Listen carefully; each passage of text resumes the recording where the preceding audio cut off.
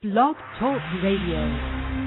What time is it? WH Radio.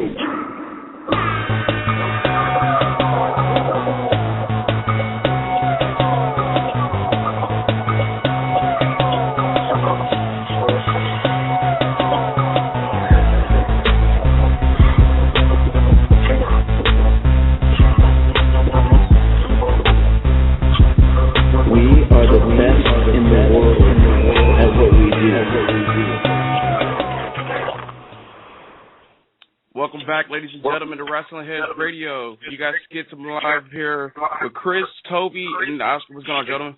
What's going on? What's going on? Everything's good. Today, we got a special guest. We got independent wrestler, Scorpio Sky.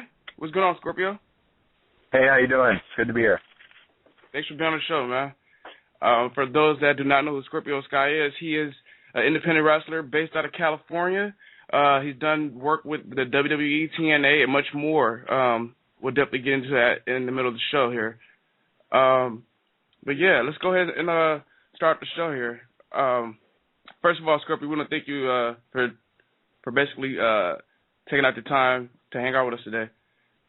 You're welcome. I don't mind doing it at all. Yeah, definitely, man. But yeah, let's go ahead and get into it. So, Scorpio. My first question is, when did you get into the business as a professional wrestler, and were you a fan growing up? Man, I was one of the biggest fans growing up.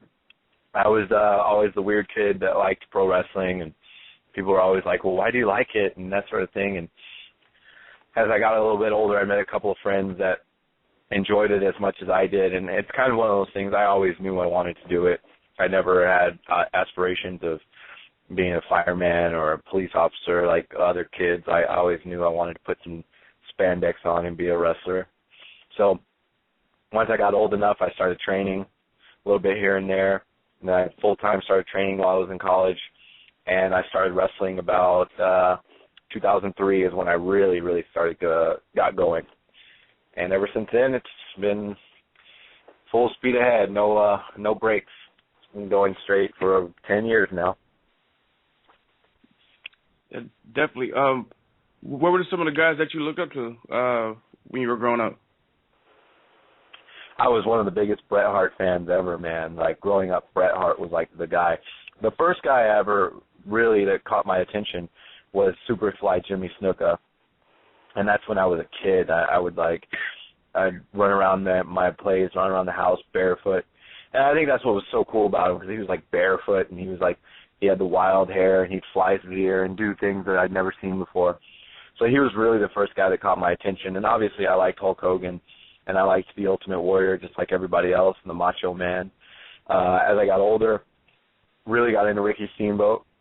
Even as a teenager, or even as a young preteen, I remember being maybe 8, 9, I don't know how old I was, and I watched Randy Savage and Ricky Steamboat, and that was the first time I ever looked at wrestling outside of just a straight fan's perspective and thought, wow, this was a great match. Obviously, that match had a big effect on a lot of people, but that was the first turning point for me that made me look at it outside of like I said, the fans' point of view of you just hope that the good guy wins and the bad guy loses. You're not really concerned about how good the match is. That was the first time I looked at it and thought, wow, that was a great match. And like I said, once I got older, I was really into Bret Hart. I loved Nick Bockwinkel, Ric Flair, obviously, Shawn Michaels. Nowadays, I really enjoy Kurt Angle, or I should say for the past 10 years. I mean, I've ever since Kurt Angle's been around, he's been one of the best. I enjoy him quite a bit. Brock Lesnar, I'm a huge Brock Lesnar fan in wrestling and in MMA. Whatever he's doing, I enjoy. And there's just a lot of guys that have inspired me and given me tools to work with over the years. Definitely. Chris, did you have a question for Scorpio?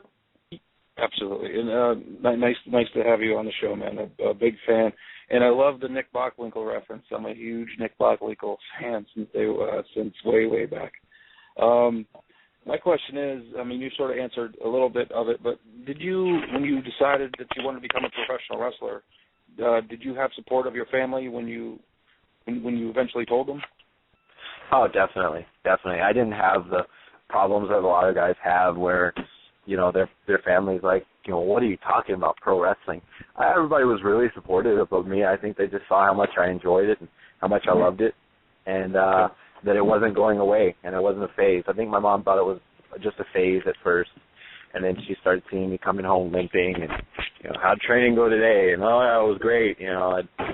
I bumped 60 times and all these things like that. So they just got accustomed to it, and they just realized it was me and it wasn't going anywhere, as I said. And they were very supportive. My personal friends and family were incredibly supportive of me. That's awesome, man. Definitely. Oscar. Yeah, okay. I want to ask him about his time when he was a TV champion and Championship Wrestling from Hollywood. Your name's going to always be in the list as the first TV champion. What's your thoughts of that?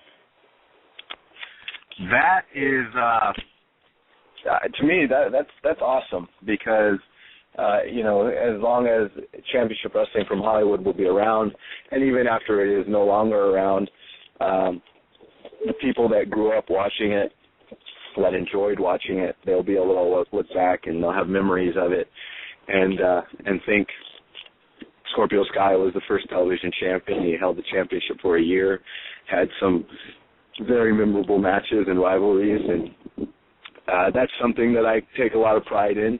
I always grew up loving the bad guy champion like Nick Bockwinkel, as I said, and Ric Flair, and those guys that were just a classy bad guy that had the championship and had the women, and the classic good guys were chasing them. And that's the champion I tried to be. I tried to be the guy that everybody hated, but at the same time you couldn't deny the fact that he was actually good at what he did. So I think I accomplished that, and I'm very happy with the run I had. And now I'm the Heritage Champion, and I'm looking to do even better.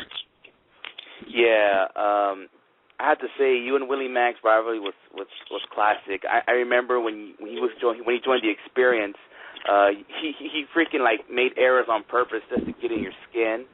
So that was classic. So, and they led us to a match between you and Willie. So all that was classic. I loved the rivalry with Willie Mack. It was just a classic good versus evil type of feud that wrestling is, that you grow up loving. A lot of people have compared it, and this is the ultimate compliment for me, is a lot of people have called it the modern day Flair versus Dusty. And the times I've heard that, it just kind of makes my jaw drop. It makes me sit back and think, wow, we really did something special. And I don't trade that time for any time I've had. I've had some of my best matches with Willie Mack and one of my best rivalries. Definitely. Go ahead, Toby. All right. I just got a question. About a year ago, I was reading that you had signed on to basically a developmental in WWE, and that you're moving on to bigger and better things. And we saw you a little bit on WWE television as a character, which I'm sure everyone knows who I'm talking about. I just wanted to actually know what your current status is with the WWE, and if they plan on doing anything more with you, or are you still just kind of waiting to come up, or because you obviously have the talent to be in there with anyone. It's obviously not a talent thing. It's just that I don't know if they don't have any room right now, or really what's going on with that. Well, thank you. Realistically, there were a lot of rumors going around about this time last year that weren't true. Some were true, some weren't true. I was talking with WWE, but I did not sign a contract with them, and it was some logistical things that went on that we couldn't get over. It wasn't that I wasn't interested, and it wasn't that they weren't interested. There were some legal things going on, and I can't go into too much detail. as of now, but there were some legal things going on at the time that prevented them from signing me. And again, it's not that there wasn't interest on both sides. I was interested in them, and they were interested in me, but we just couldn't do it. There's certain hurdles that you can't get over, and unfortunately, we weren't able to get over those hurdles. Obviously, things open up for the future. I've worked more with TNA in the past year, and I love TNA, and I'm very happy with them, but obviously I'm not under contract with them either. So, you know, as Andrew Bynum said, there's a bank in every city, and, you know, to the highest bidder goes foils. So at this point, I'm a free agent. I'm open to WWE. I'm open to TNA. I'm happy with Championship Wrestling from Hollywood wherever they go. Will I work with either company in the future? I'm sure I will. Which one, when, and how will be questions that need to be answered. Yeah, because what I was reading, you know, on a lot of the, you know, because we know all rumors in wrestling are like peanut butter and jelly. So, you know, what I was reading on the internet was, you know, that you were. It was actually probably about this time last year is what you said, and it was that, you know, you had signed on and that you were wrapping up all your stuff from Championship Wrestling from Hollywood, and this was probably going to be your last week. And I remember you dropping the television title, and I remember thinking like, oh yeah, he's getting everything wrapped up, and then, you know, and that's just what I heard. And all of a sudden, but you're still, you know, we still see you at every, you know, PWG and IWL and Championship Wrestling. You're still around, so I was kind of like, what the heck's going on? You know, I thought it was a done deal. So, well, it wouldn't be on the internet if it wasn't true. We all know that. Exactly. But you know, there was preparation, and obviously there were things going on. We had the Herald thing, and obviously there was things with TNA, and I was talking with both companies, and I really was sure that I was going to sign a contract with one of them. And there were just hurdles that we couldn't get over. I think WWE and we were a little bit closer to making a deal because they had the whole storyline going on and that sort of thing, and they treated me very well. I'm very happy with them. I have no complaints. They did whatever they could, and you know, I hate to beat a dead horse, but there are just hurdles that you can't get over, especially legally, that we had to kind of just sit back and say, you know, the future is open, but right now is not the time. So it was just a timing thing, and that's what it is a lot in entertainment. It's part talent and part timing, and I mean, I think we had the talent, but we didn't have the right timing.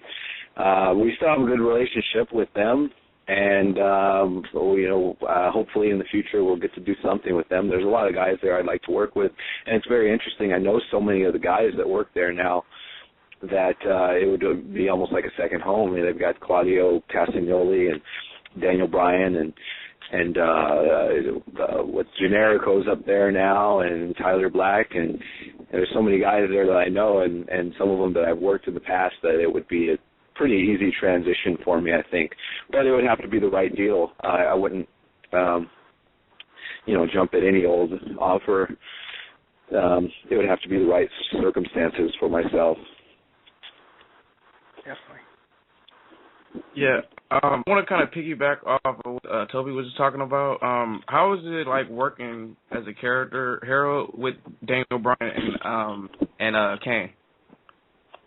Well, you know, the funny thing about that is as long as we've known each other and been doing the same shows and working in the same companies, that is the first time Daniel Bryan and I ever worked together in any way, shape, or form. And to me, that is insane. We both obviously worked for Gorilla for so long and so many other shows. We did Hollywood as well back in the day.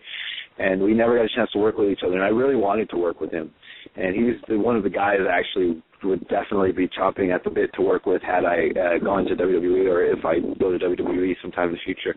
He's definitely a guy I want to work with. He's an awesome guy in and out of the ring.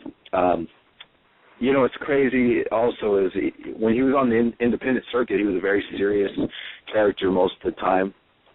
And when he got signed, I told someone in an interview, I said, if they just let him be him if he can just go out, because he has such a great personality in life, that if he can just go out and be himself, then he'll get over it and it's going to work. And that's exactly what's happening. He just is just going out and he's just being himself, and it's getting over and people like it. And obviously his skills speak for themselves. There's nothing you can even say that needs to be said about him and his skill set. He's unbelievable in the ring. And then going back to Kane has been there for a long, long time. He's a legend in his own right. And just being able to work with those guys and getting a rub off of those guys is tremendous, and I've grown quite a bit as a performer. Definitely. Chris, did you want to go ahead? Yeah. You were with PWG since the infancy. Did you ever foresee that promotion, what it's become? It's sort of one of the meccas of indie professional wrestling. I want to know, back in 03, 04, did you foresee it to where it is now? Well, it's kind of a tough question to answer, and when I remember sitting on the computer and Super Dragon IMing me, and him and I having a conversation online back when people used AOL Instant Messenger, and he told me something like, we're gonna.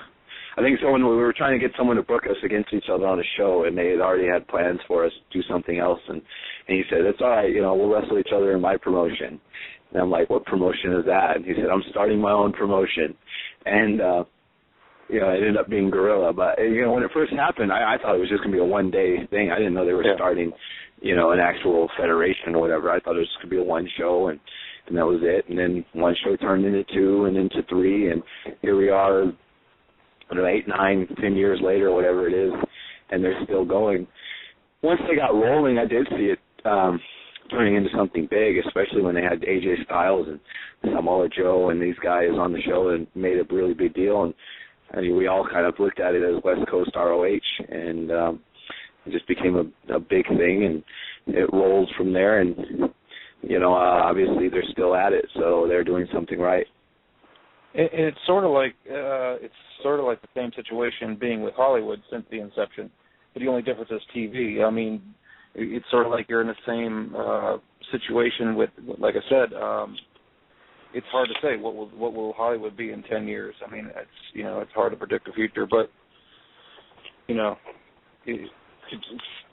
the LA scene right now, or the Southern California scene right now, just seems to be carrying the great promotions, and those two promotions are just, the fan base is just taking it to levels that have not been seen, I'd say, in 10 years since the Northeast.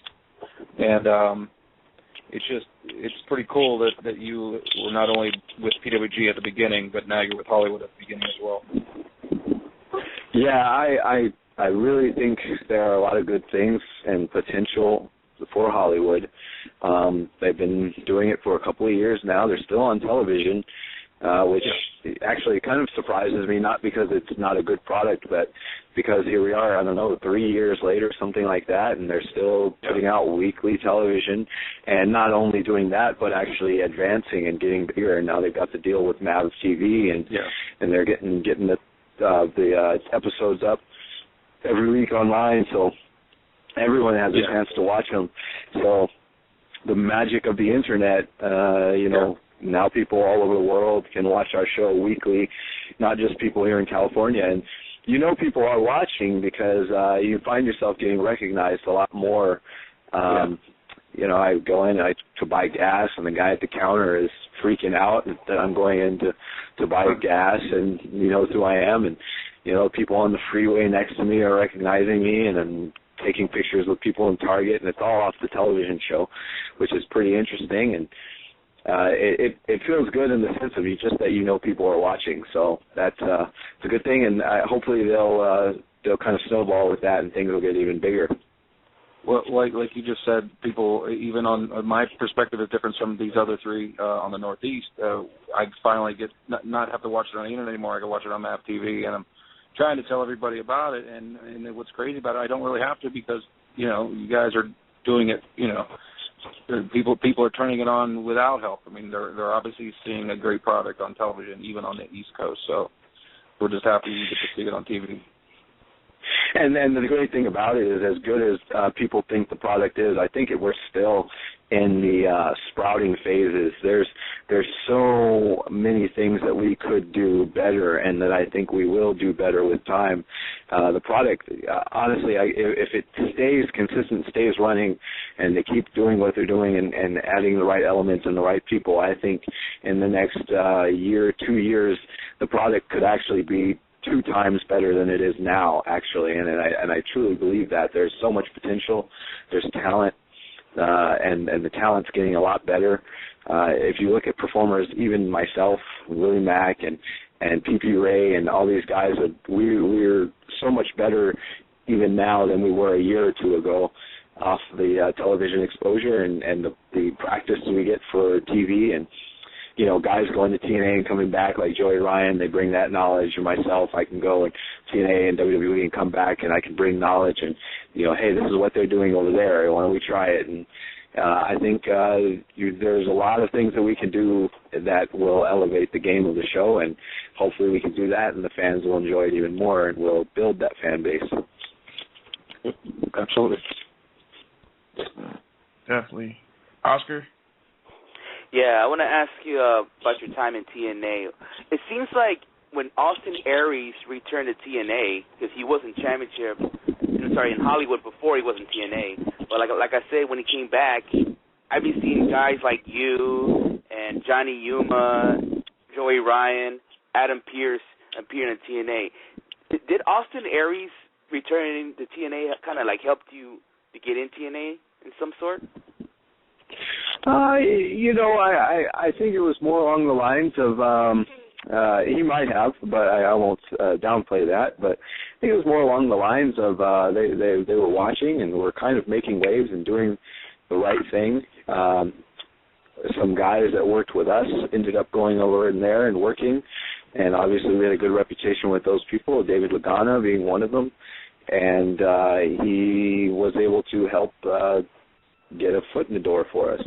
So we were able to get in there and do good things, and I think obviously it worked out great for Joey Ryan. He got on there and he did some really good things, and I got to do some good things. I had limited exposure, but I got to do, I believe the time I did spend there was meaningful. I thought I did some pretty good matches. I definitely didn't fulfill my full potential, which wasn't their fault, but I think I had some good matches, which is, you know, well, what more can you ask for? Be on pay-per-view and television and have a good match, and hopefully people remember you and add to your fan base. Yeah, definitely. Well, like I was always thought that that whole time when Aries came back and I've seen all you guys, I was thinking that Aries had to do something. You know, he's probably say, hey, check out this guy, Scorpio Sky. So, yeah. It would have been good to work with him there. Obviously, he was at a very high level when I came in. I was, you know, the bottom guy, and he was obviously the pay-per-view I did. He won the world championship, so I wasn't able to just walk in and work with the champ. But it would have been great to do some stuff. There's still a lot of guys there that I've worked with on lower levels that on that level we could have amazing matches.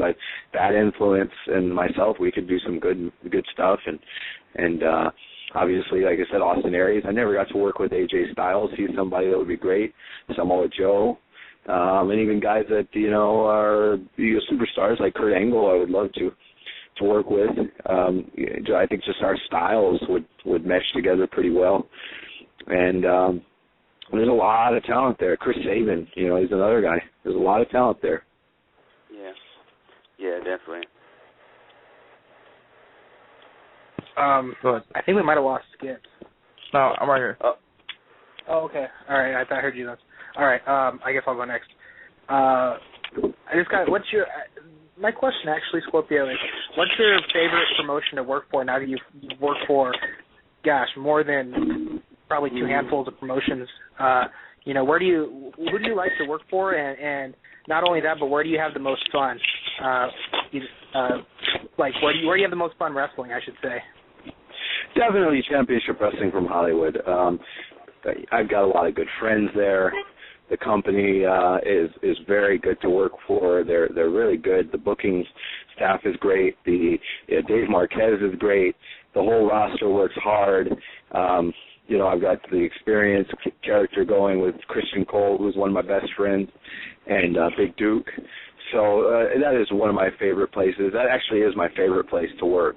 Outside of, obviously, WWE or TNA, you can't downplay there. I never got to wrestle in the WWE, though. I just did the Harold character.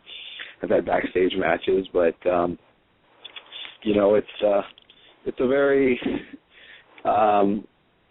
tense atmosphere when you're on the top and you're in the big time, because you're trying to make an impression, and it's always a little bit nerve-wracking if you're trying to make an impression. But Championship Wrestling from Hollywood, they know what I can do, and I know what I can do, and there's no pressure, and all I have to do is step up to the plate and swing, and usually without the nerves, I can at least get a base hit off of it. So, that's definitely my favorite. Definitely. I have a question. This is a question I kind of don't like asking, but was there ever a time you felt like quitting the business? Oh yeah, we all go through it. I've thought about quitting several times, especially in the past year. After last summer, when I had the thing with TNA and I didn't end up signing with them, and then the WWE thing sprouted up, and then we had some issues there, and I couldn't sign with them. It was just kind of like, I just thought, like, well, what now, and I actually thought, what, I think I'm about done, and it was probably a good 3 or 4 or 5 months where it was Christian Cole was with me every few days, and he was just talking to me like, don't give up, don't quit. You got so much more to give, and it was kind of just him, not begging, but just pleading with me to reconsider, because I felt like I was done. And for a great part of this year, I've been thinking the same thing, and I really don't know what direction I'm going in. It's gonna really depend on what happens over the next 4, 5, 6 months on whether I will actually continue to wrestle full time, or maybe take some time off, or permanent time off, or whatever it is. At the very least, I'd probably take a little bit of time off, maybe a year off or something, and just kind of get things in perspective and see what I want to do. But I'm not a spring chicken, obviously, so I can't take too much time off if I plan on continuing to do this. But like I said, it's just going to depend on how things go over the next couple of months and where I can see myself. I'm always a very goal-oriented person, and if I don't feel that there's a goal out there for me, whether it be the WWE or TNA, or to try to get Championship Wrestling from Hollywood to another level, or to get myself to another level, or if I'm just having a good time, if I'm not having fun, which is the biggest thing, if I'm not having fun, then there's no reason to continue to do it. And that's actually where I got to last year. I just wasn't having fun anymore. Things got too serious. But I'm having fun again, and right now that's all that matters to me, and I'm just going to take it day by day. Yeah, I know you just say you like to set goals, but is a goal with you going to Japan? Is that one of your goals to, do some work there? Not really. I went to Japan when I was about a year or two in, which was too soon looking back on it, but I did well and I liked it, but I'm not really someone that enjoys being on the road that much. I did when I first started, but now I really don't like traveling very much. I'm kind of a homebody, and not so much actually being at home, but just being in my area, in my comfort zone.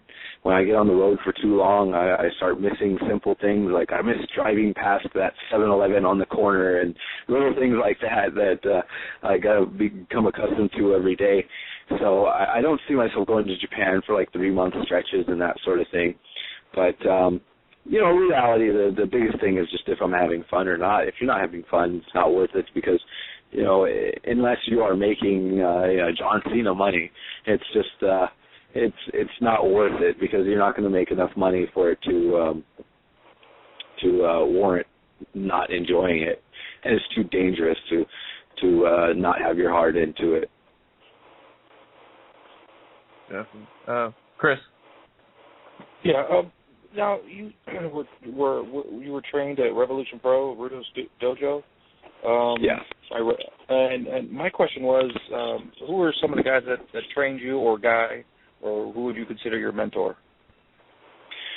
A lot of guys. American Wild Child being the number one.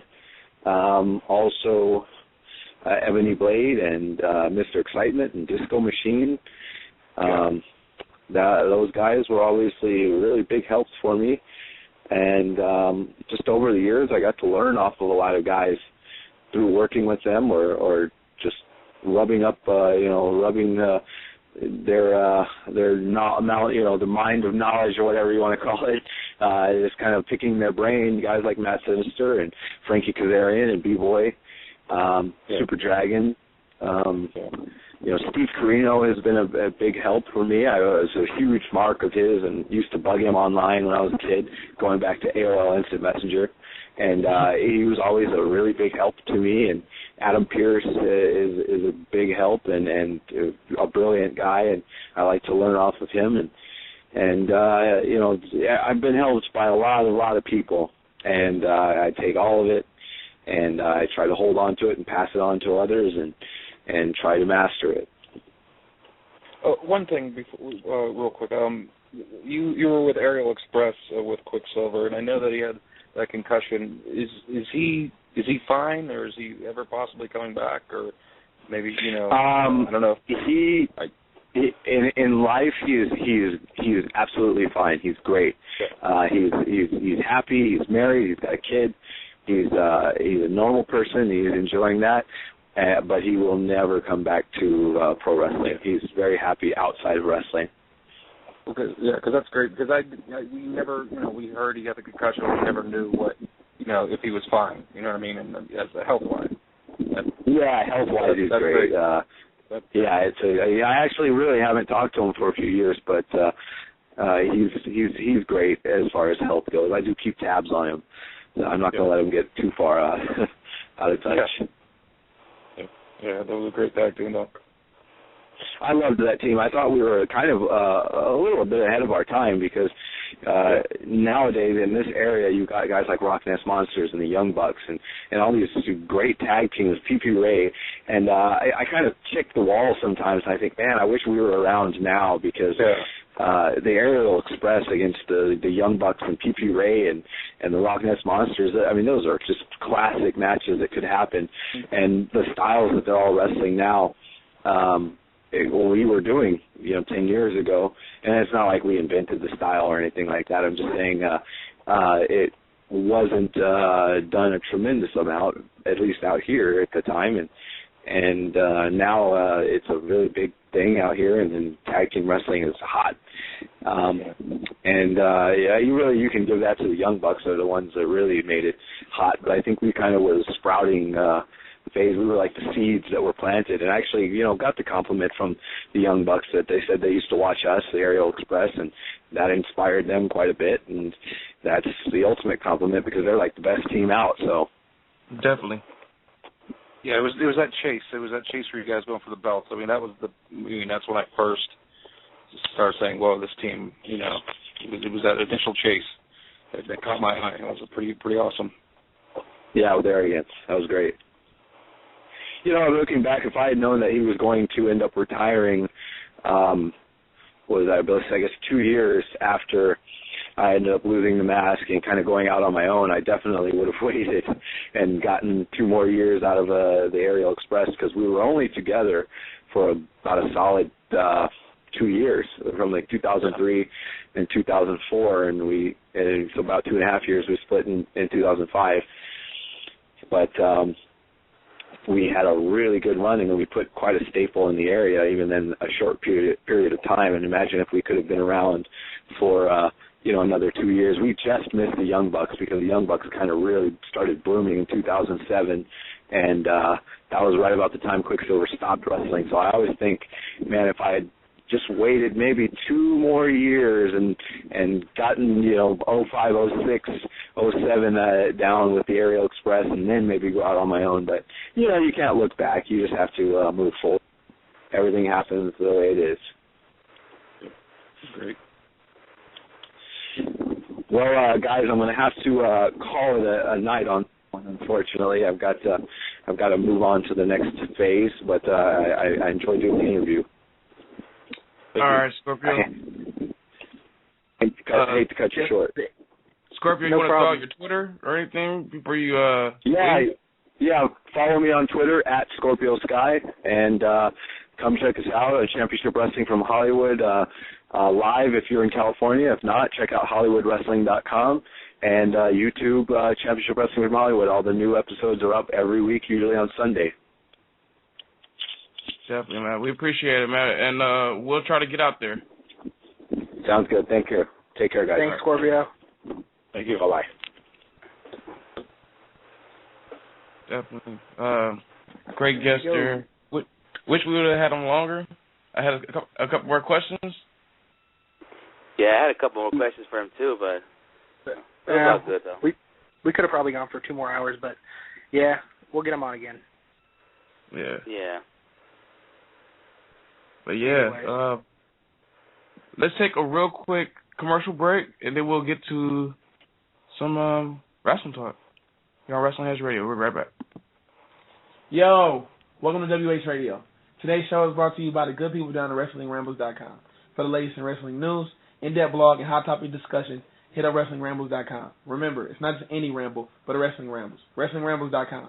And also special thanks to Ring Rust Radio and FLTDWrestling.com. Thank you for listening.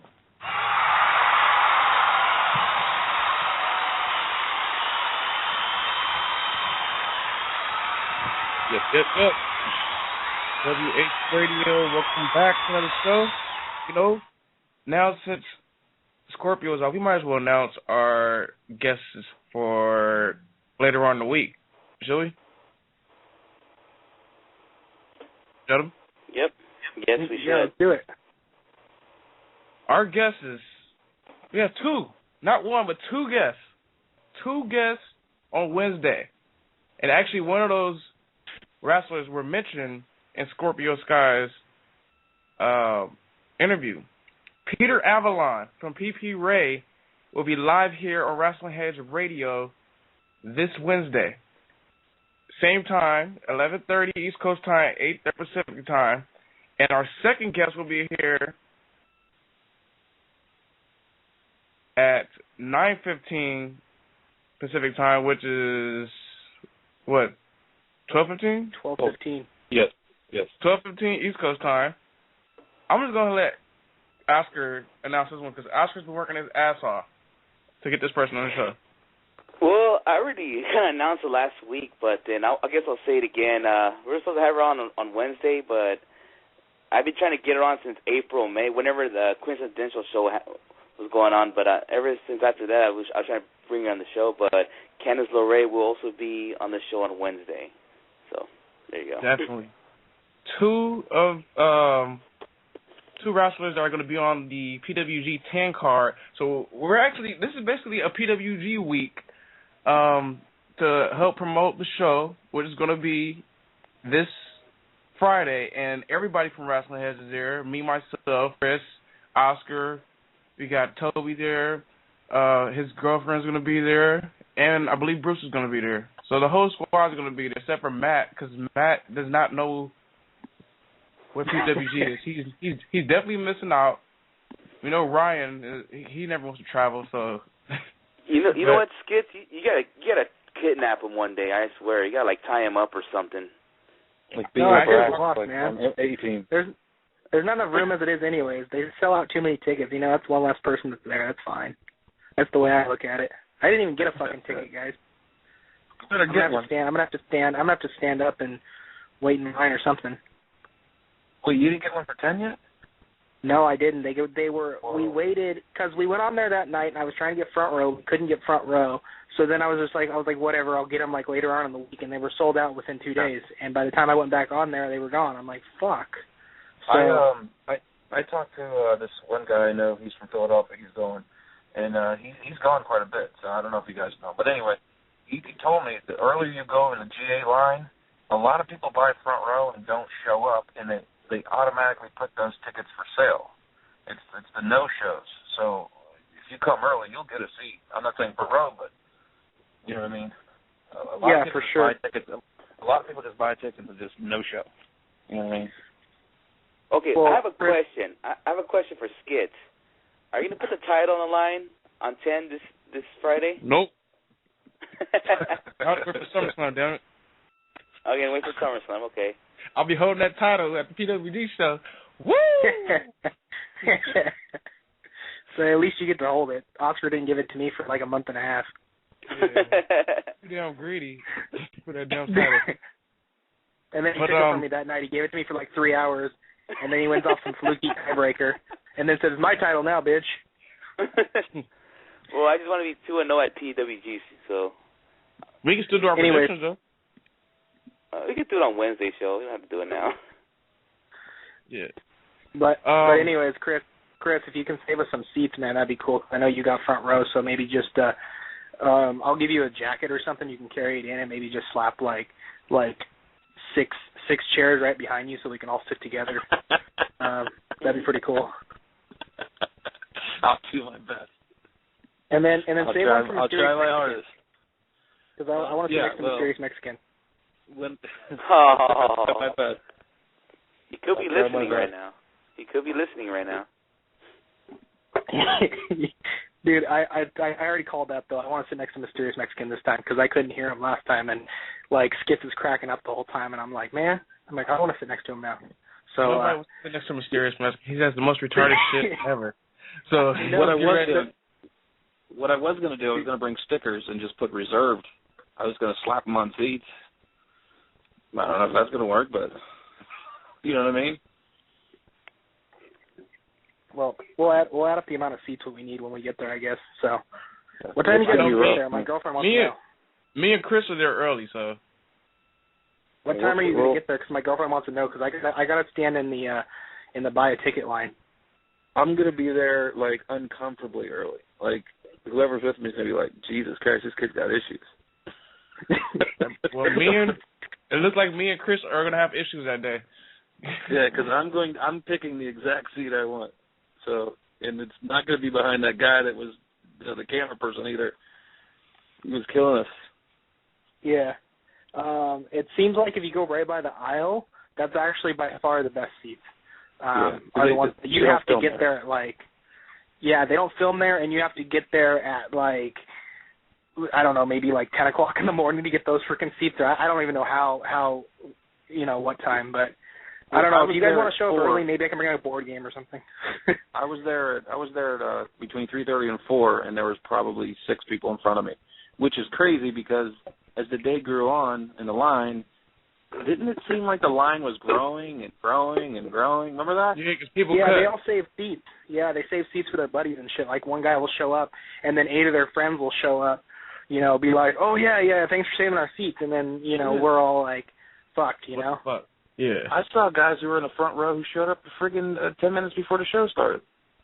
I was like, wait a minute, what's going on here? Called PWG VIP status. The same guys were going there since that shit opened. Hey, but check the weather, too. You never know it's going to be super hot up there, so. I fucking love it. It's 70 here already. It's going to snow next week. Bring water just in case. Bring a chair, too. Because I'm not going to get there.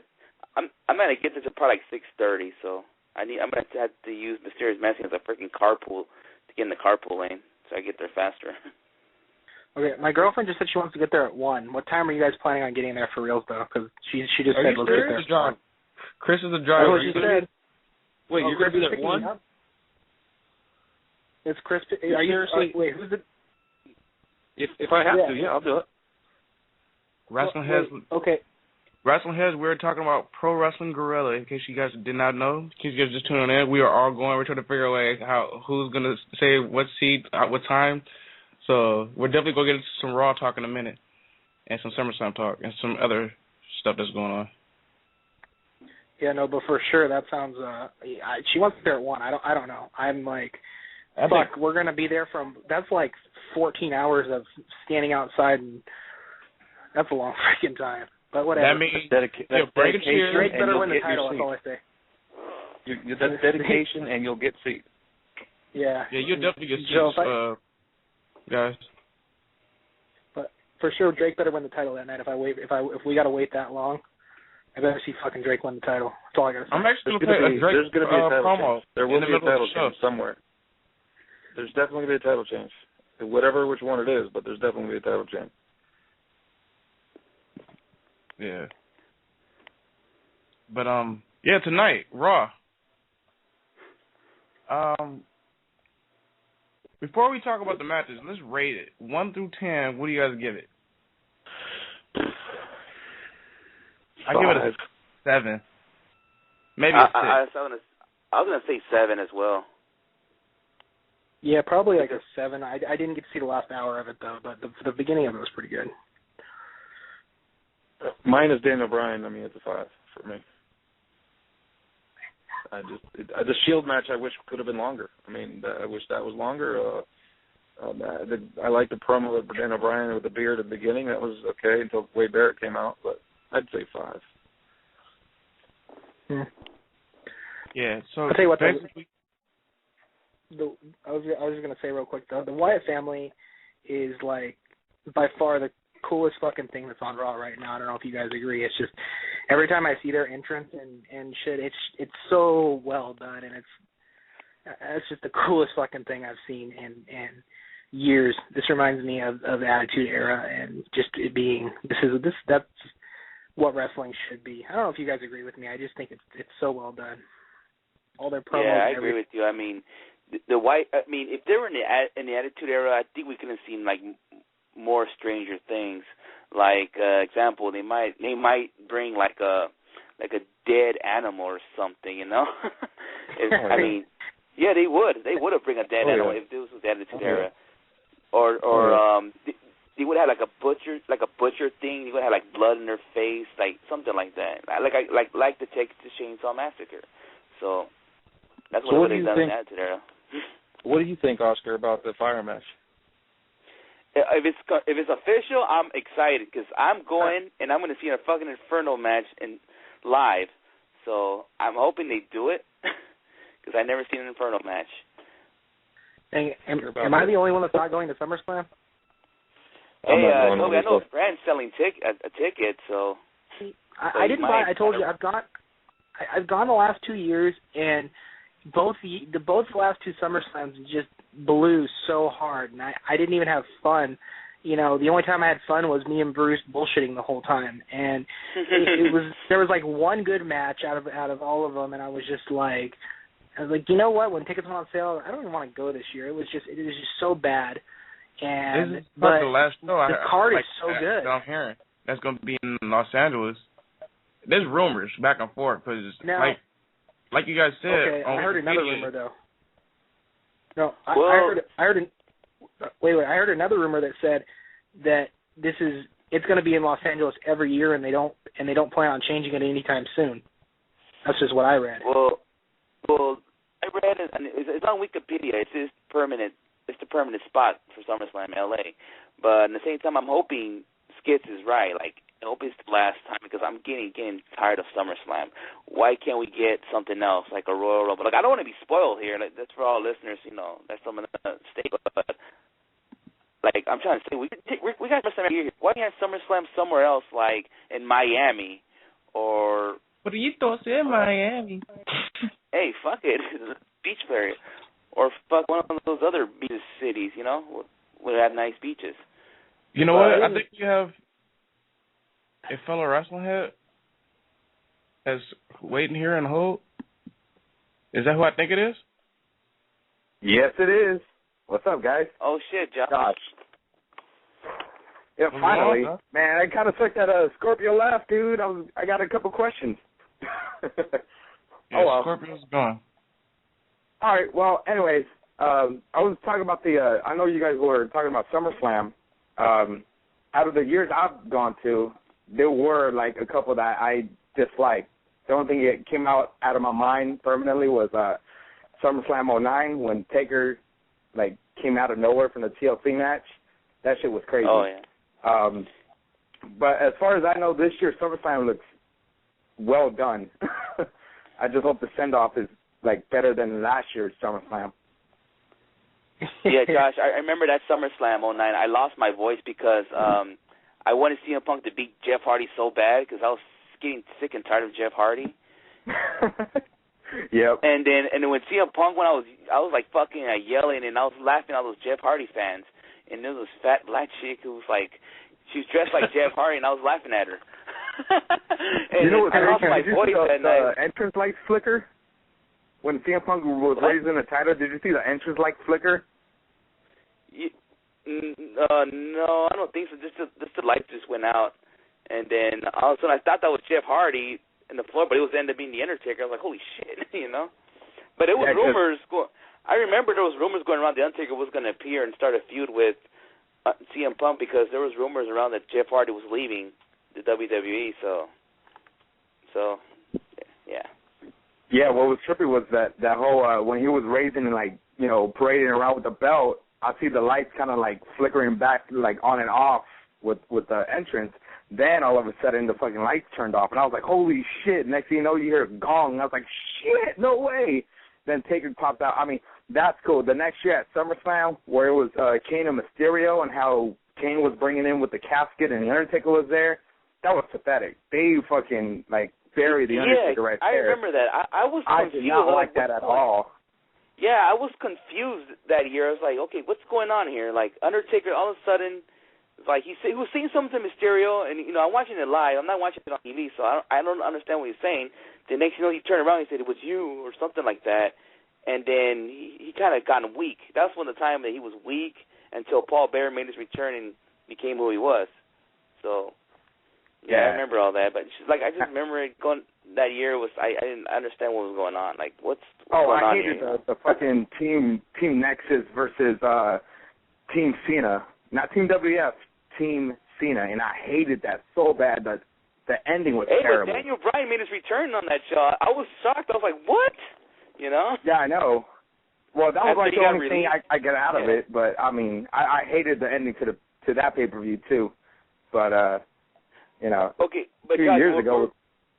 Okay, but Josh, before you call it out, we're all talking about like SummerSlam being here every year. Are you getting tired of SummerSlam because you live here in LA? But do you rather have something else besides SummerSlam, like a Royal Rumble or Survivor Series? You know what? I wouldn't mind if Staples Center is like the mecca of like everything else around Southern California. So, I mean, the Honda Center is like right there. That's like the second thing. I wouldn't mind having Survivor Series go over to the Pond and have SummerSlam permanently there. Because remember, I mean, SoCal is like back and forth. So, if they want to choose SummerSlam to be permanently, I wouldn't mind. Whatever. But if they're going to change up the pay-per-view. I'm going to tell you this real quick. What I like about the whole thing with SummerSlam, I like the whole SummerSlam access over there by LA Live. That's pretty dope. And I don't think they have access with no other pay-per-view besides SummerSlam and WrestleMania. So well, that's the reason why they want to do it there is because of that, is because of the whole area that they have. And that's what, I think they released a report on, where I read that they were going to have it permanently was a report I read on Bleacher Report where someone was interviewing an exec or something, and they said that, you know, we have no plans of moving SummerSlam because of we can have the fan access, we can block off the whole LA Live, we got so much room to do what we want to do, and I guess they cut a deal with Staples, and it's just working out great, so they have no reason to even look for another venue because it works out so well and they make a ton of money. Well also this one problem, I have a little problem with access. Like, I'm getting, like, I went the past couple of years, and I don't like it how it's outdoor because it's hot out there, you know? Why not can't he do it indoor? Like in the convention center. I could talk to this. Hang on. I could kind of explain why they're doing that because, honestly, the past years of SummerSlam that happened, including access, starting with 2009, when has it rained? That's the only reason why they can't put it back indoors because it hasn't rained. But Josh, look, it's outside. Outside, there's an ambulance there. So it's basically they're waiting for someone to pass out. So if people keep passing out, you think WWE want to do it outdoors every year? If they like going outdoors, they're crazy because you can have all these fans pass out to the heat. You know, I mean that's one thing I don't like about Access is it's fucking hot out there. Well, that's the only reason why I like you know what, Oscar? Move your ass to Pittsburgh and bring Chris's ass to L.A. How about that? Fuck that shit. No, fuck that shit. Back to the igloo. But yeah, I'll switch. Let's get to this Raw talk before we fucking run out of fucking time and shit. Maybe I got an hour and a half. We got a lot to talk about besides some Raw shit, some Ring of Honor stuff that happened this past weekend. But yeah, let's go ahead and get to the first thing that happened. Stephanie McMahon opened up with a promo, basically showed a video on the Titantron with Daniel Bryan's makeover, which nobody was really messing with, and then Daniel Bryan comes down with a whole new look, you know, with a little ponytail, with a suit on, a tie, and everything, and he shoots a pretty good promo. What's you guys' thoughts on the promo there? Start with you, Chris. Like I said, Daniel Bryan, whatever they put him, whatever situation they put him in since day one, he's just always money. And that video was just great. I mean, they could just film him standing there. He's great. But I didn't believe that they were going to cut the beard off. No way. They just released 10 shirts. So, but he's just over. He's over with the internet marks. He's over with the so fans as well. I mean, he's just flat out over. He's great. I loved it. Oscar? Okay, I want to ask you guys a question. Does this kind of remind you of when Austin was feuding with Shawn Michaels, how McMahon didn't want Austin to be the champ?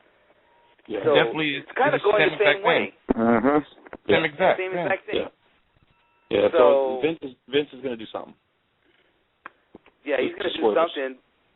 But if they're going to have a fucking McMahon versus Bryan type feud, like they tried to do with Austin and McMahon, I think that would be stupid. But I think Triple H will stop before it happens, though, because Triple H, if you saw tonight, he said he's going to stop Vince from doing, whatever his plan was to do. Because Vince, like I said, does he go side with Orton? Does Orton go with the show? He could go anywhere. There's going to be a swerve, in some manner, obviously.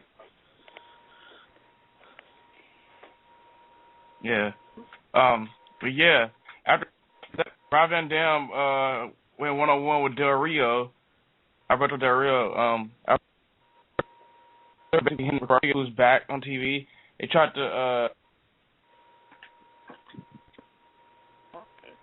Are we losing Skip? By putting a little. Yo, Skip, you're breaking up. It's the Trumbo. Breaking up. Hey, Skip, reconnect your mic. I think he said he was a Giants fan. Oh. Yeah. That's cool. Did he work at Dodger Stadium, but he's a Giants fan? Well, he must be breaking up because. Basically, he's trying to say that Alberto Del Rio attacked Ricardo Rodriguez right after he lost his match with RVD. I don't know what you guys thought of that. I'm gonna start off with Chris.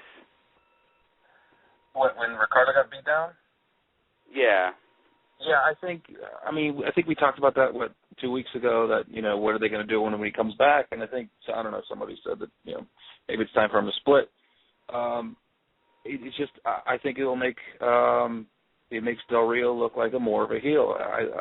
Another thing I love how they're making him full on meme. I remember months ago we were talking about this. If they're going to go with Del Rio as a vicious guy, go with it. Don't turn around in 3 months and make him a nice guy again. Go with it and see where it takes you. And it looks like that's what they're doing. And him beating down his guy definitely shows that's the direction they're going to go. And I think it's the right one to make him more believable. So, are they going to be done with the whole Ricardo Rodriguez character? Or I don't know. He'll come back somehow, maybe. Or maybe to me, come back next to the Real Americans or America's American, whatever, that team with Swagger and Cesaro. I think Ricardo will come back as a wrestler, which what he is already. And they'll have Ricardo. He'll come back with Mysterio or something. Fuck Mysterio. Oh, hell yeah. Well, Come back. well, I kind of see it this way. I just think they did that just to punish Ricardo, make him look stupid. It's like like they're trying to embarrass him because what he just did during the suspension. So that's how I see it. But for some reason, I kind of think that he's going to come back and I kind of see he's going to come back and kiss Del Rio's ass later on. It could happen in SummerSlam. Del Rio, like I was saying though, like Del Rio is a wrestler. Like maybe it's his time to get in the ring. So Del Rio versus Ricardo Rodriguez. Ricardo Rodriguez is a wrestler. So him and Del Rio 1-on-1 makes sense, right? Finally get to see them look at each other. Yeah. But we've seen WWE done stupid things before. This could be one of them. So I mean, I don't think WWE is that stupid no more. A lot of changes are happening. The stupidness is going away, and the smartness is coming now. So that's what it looks like to me. That's true. That's what I've been watching on TV lately. Yeah, it's been a lot better booking, that's for sure. I mean, pretty much anything they're doing, the product of the show has just gotten, it's like night and day compared to where it was 2 years ago. Now the phase that they need to do is just phase out John Cena, within the next year, and I agree. WWE it'll be great again. Definitely. I sure hope so. Tonight they also booked a new SummerSlam match, which Cody Rhodes he had an interesting promo. Basically had the briefcase that he threw in the water on SmackDown in the ring, told Damian to come down and get it. Damian comes down and get it. He tells Cody to get out the ring so he can get the briefcase. So Cody gets out the ring, and once Damian comes in, he jumps in the ring, and basically they just go at it. And, later on in the show, they basically booked the match. So Cody Rhodes versus Damian at SummerSlam, which is going to be a match stiller of the night. Pretty sure we all can agree that both guys can go. You guys think we can get a good match of those two at SummerSlam? I'm going to go with our special guest of the day here on WH Radio, Josh. What do you think? It can be. I mean, they are pretty good. Mic skills, they are. Physically, they can go. I think that can be a match of a highlight of the night. I think not match of the night, but we'll see. But I think that could be a highlight. But then again, my thing is, from what I heard, was they're going to use the Money in the Bank briefcase as the stipulation, but I guess not. So I don't know. What do you guys feel about that? I see it more reasonable for the Money in the Bank, briefcase. It would sound more reasonable, but if they're just doing for the hell with it, like just for a little rivalry, just to have a match, just to have an extra match in the card, then so be it. I mean, those two dudes deserve to be in the SummerSlam card, so yeah, why not? Well, since they got bumped from Mania. Who says about Mania? Since both of them got bumped from Mania. Oh yeah. What about you, Toby? Wait, what match got bumped for Mania again? I forgot. Cody Rhodes and Damian. I think they both got bumped when they were supposed to be at Mania as a tag team, but now they're going to get each other at SummerSlam. What's your thoughts about them, getting a match at SummerSlam? Both guys can wrestle. They both have great mic skills. Now, is it just a match, or is it the match? It's just a match. It would be more interesting to me if they did something with the briefcase, like maybe if you can put the briefcase on the line. Yeah, that's what I just said. Yeah, that's what I was thinking too. Yeah. Okay. I didn't hear you guys say that, but yeah, it would just make it more meaningful, I think, of a match than it just being another. I guess they're basically just trying to break up the tag team, right? That's like their final encounter. Let's make it for the briefcase. That's just my thought on it. Well, Toby, I don't know if you saw Money in the Bank, but Cody was supposed to win in the Money in the Bank, and Damian basically turned his back. Well, I wouldn't say turned his back. He basically came from behind and hit Cody down off the ladder and took the title. So that's why the feud's going on. Okay, well, yeah, I did miss that because I didn't see Money in the Bank, but so that's why I didn't win the Wrestling Heads belt, because Damien's a bastard. Dude, damn it. Fuck, I had Cody Rhodes winning that shit too. Oh well. Anyways. Chris, what's your thoughts?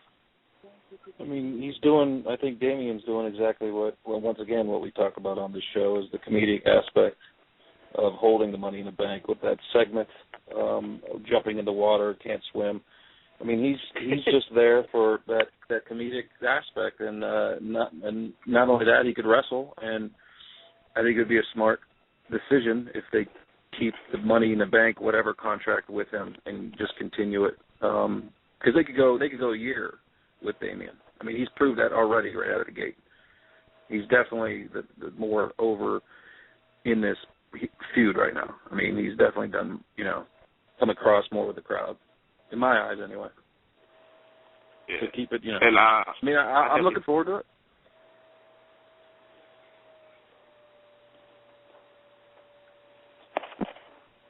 Yeah. I definitely picked Damien to win that Money in the Bank. Knew it all along. And I'm hoping he's champ. Yeah, my pick is Sandow to win it at SummerSlam, I think.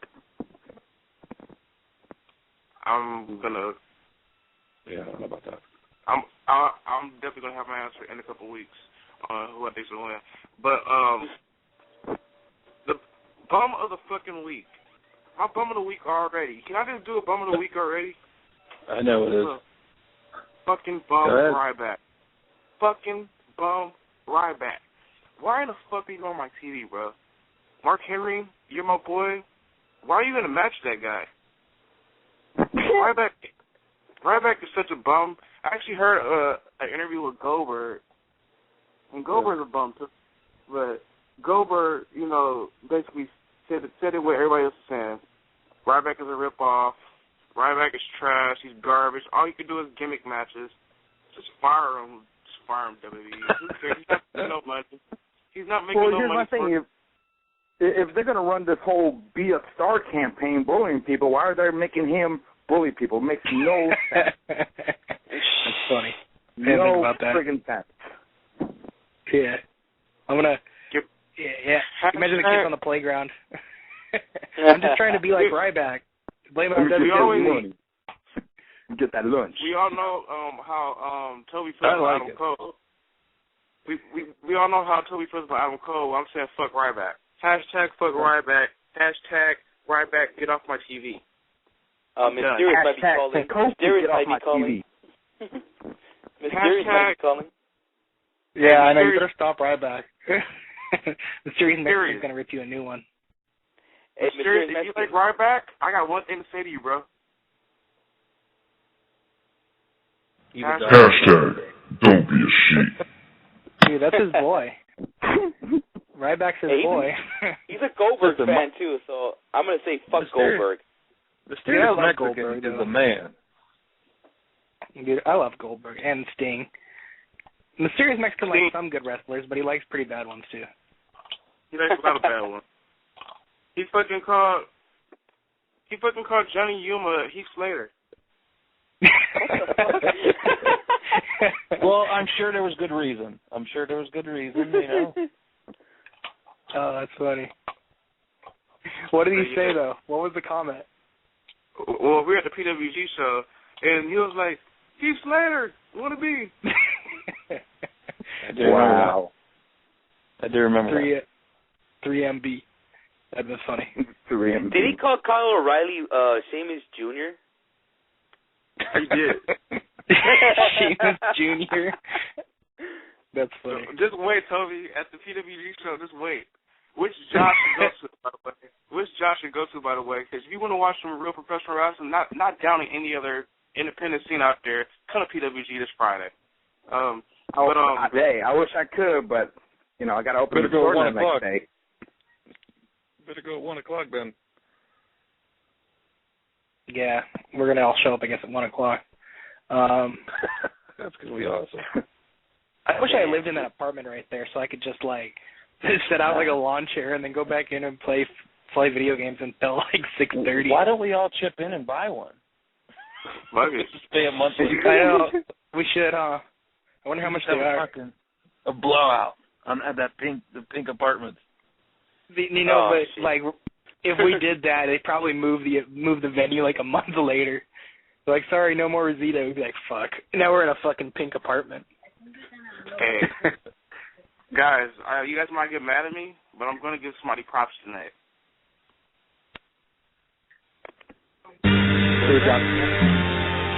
Oh my! That was just wise.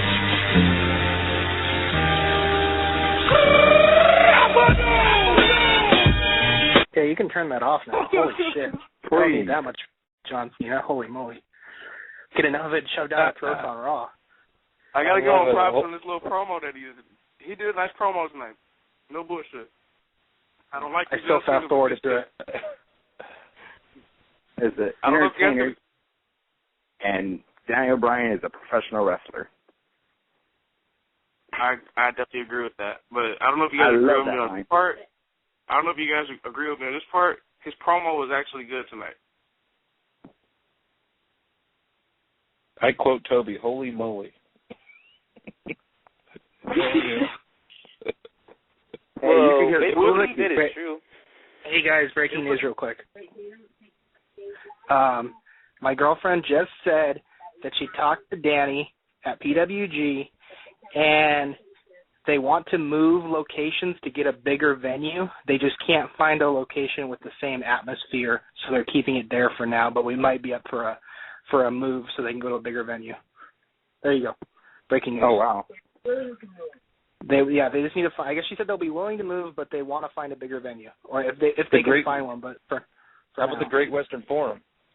That's right. They're remodeling right now. No, they're remodeling right now. I live not that far from the Forum. They're remodeling it right now. Dude, they're gonna make it like a theater. Yeah. We want Hypergirl. Actually, I'm gonna take a picture of that when I'm down there. Put Hypergirl on the freaking show. We want Hypergirl. On the way to Skip's house, I'm actually stopping by there to take a photo. Hello. Yeah, go for it. Right now, it's like a little demolished right now. What's up, Hypergirl? Great. Hey. Welcome. I'm taking over for Toby over here for a little bit until he comes back. And you want to share? So you want to share the news that you have just right now? Oh, well, Toby already told you guys. I mean, it was like just me and Bruce were talking to Danny, and they couldn't. We were talking about how big PWG's gotten since the year that we started going, and it's almost impossible to fit anybody in there. And I guess they're just not being able to find a location that has the same atmosphere, but to accommodate more people. Because at the rate that the tickets are selling, with them selling out in 2 days, it's just crazy. I mean, I'm pretty sad that we didn't get tickets. I know somebody mentioned the Great Western Forum. That would be ridiculous. That means they have to actually, sell a lot of damn tickets. Yeah, that's true, but it's true. But now they're remodeling it. They're not going to make it like a sporting event. They're going to make it for live music now. So it's not going to happen. No, it was a joke. And then the bad part about it too is why not that arena in Ontario? The Citizens Bank? Yeah, that one. I think it's too big. Plus, then they have to pay all the little shops for alcohol. I never been there. They're going to test it. They're going to test it first. You know what I mean? They'll double the house, and then they can't just jump into something like that right away. They're never going to get the atmosphere. I think I have another idea. When XPW was doing shows in the early 2000s, they did a show in Pico Rivera in the sports arena. I don't know if you guys have ever been there. The sports arena in Pico Rivera. Oh yeah, I know that spot. Yeah, right there. It's like outdoorish, but they could do a wrestling event there. They did an XPW show, so I don't see a problem doing a PWG show there. Yeah, well, a year and a half for our first PWG event we actually went to. It was inside a hotel, like 2 blocks away from LAX, and it was just, I mean, it was extremely fun, but that was probably the worst event I've ever been to for PWG. And it's just the atmosphere's there, but, I mean, there's no drinking allowed or anything like that, so it really does take away from, you know, from Did everything. Did any of you guys go to the La Habra show, any of those shows? Or where was it? I forget where it was. I know they had it, what was it? I'm trying to remember where the heck it was. I know they ventured out a little bit not too long ago, I think in 2010. I don't know if that's the one that she's talking about. Yeah, I think that's the one. It wasn't the hotel. Yeah. Yeah, and it wasn't the same. It was not the same. No way at all. It was. Was that Kurt Russell? Was that Kurt Russell Union or something like that? Yes, it was. Okay. Yeah, it was. Oh. What I was going to mention, I wouldn't want to see PWG outside because I see with CZW, you know, how their fucking shows look like when they do their shows outside, and I just outside's terrible. Outside's terrible. If you want to keep the atmosphere, outside's not going to work because all the noise goes up. But if they want to make money, they'll figure it out. I mean, they're smart guys that run that promotion, and they'll figure it out. But jumping into a 10,000 seat place or even a 5,000, that's just too much right now. I think they're going to test the waters. Is there a small university that maybe, you know, that has a venue like around that, you know, that holds wrestling in the past? There's there's a place in Orange County. They had a TNA Bound for Glory over there one time. Maybe that arena. I forgot the name of the arena, but it's in Irvine. And Joey Ryan is from out. Yeah. Maybe they could do it there. They'll figure it out. Yeah. Yeah. But you got to come back. You got to come back every now and then though to that venue. I mean, you can't just cut it off. You got to keep. Yeah, I think Larry would be very sad if we all just kind of left. Who would even when I've seen the same thing. I've seen the same thing with ECW. And believe me, that house was wild. I mean, they brought cases of beer in there. They started testing the waters, and they started venturing out, but they would always come back either every 6 weeks or every 4 weeks back to the arena. You got to. You just can't. You can't. Before we continue, I want to see something Mysterious Mexican. Stop pissing off Larry. You're going to get kicked out one of these days, all right? So Friday, do not piss him off, please. It's that old man, okay? What'd he do? I think everybody pisses off Larry. No, but the last 2 shows, I forgot what he did the first time. I don't know if his skits can remember, but I remember he I think he got a can. The can of beer, right? The bartender fucked up and gave him a bottle, and he went to see, you know, with a bottle or whatever, and he didn't know. No, but what happened was what he was trying to do was he was not trying to snitch on the bartender because she looked pretty good. He didn't want to snitch on her. So I kind of... I would have snitched on her. She didn't give me none. Yeah, but at the same time, I didn't want to get kicked out, so I was like, dude, you better not do nothing stupid. I'm sorry. Well, tell him not to wear the Sting mask. That way Larry will, like, think it's not Mysterious Mexican. Tell him to wear a different mask. No. I'm taking a photo with the Mysterious Mexican. Maybe a Wyatt mask next time. Oh, that is so close. We should all... Okay, I say we all buy sheet mask and wear it. Oh, I was going to actually thought about that the other day. I'm not wearing a mask. Come on, Skits. It's only funny if everybody does it. I'll wear it for a second. Because they'll for sure freaking do a spot on us. Hell yeah. Kevin Steen will destroy all of our seats like he did last time. Let me see. I'm going on Amazon right now. You know, I can see the Young Bucks. Guys, we have a caller. Guys. Hold on. I'm hoping this is Bruce. Hoping. 909, you're on WH Radio. Chuck, it's me. Fucking Toby. Toby, man. I called in from Verisol. You're echoing, dude. Oh, it's probably because we have 2 phones in the same room. Hang on, let me leave the room.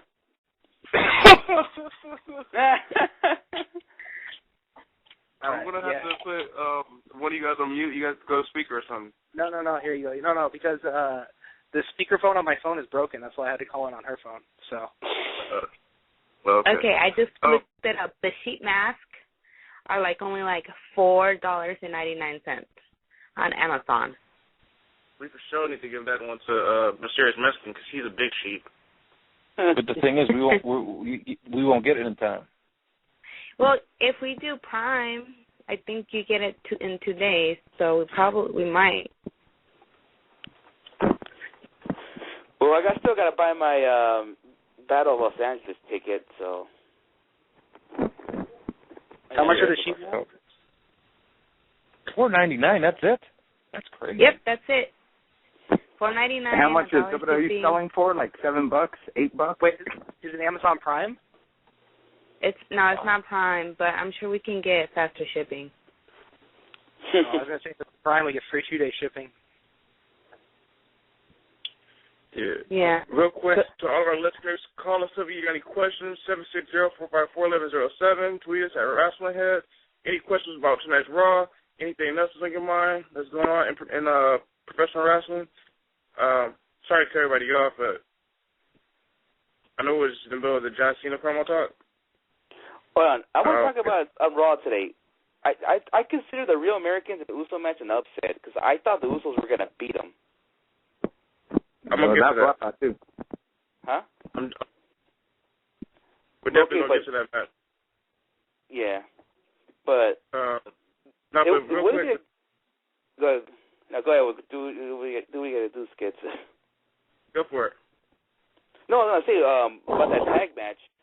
Can you see maybe a triple threat tag team match? Maybe how you have the Shield against the Real Americans and the Usos? Sounds like what they're working on right now. I mean, I think that's a good idea because we saw the Usos and the Shield when last month. Why have them going again? So this time they can add the Real Americans in there.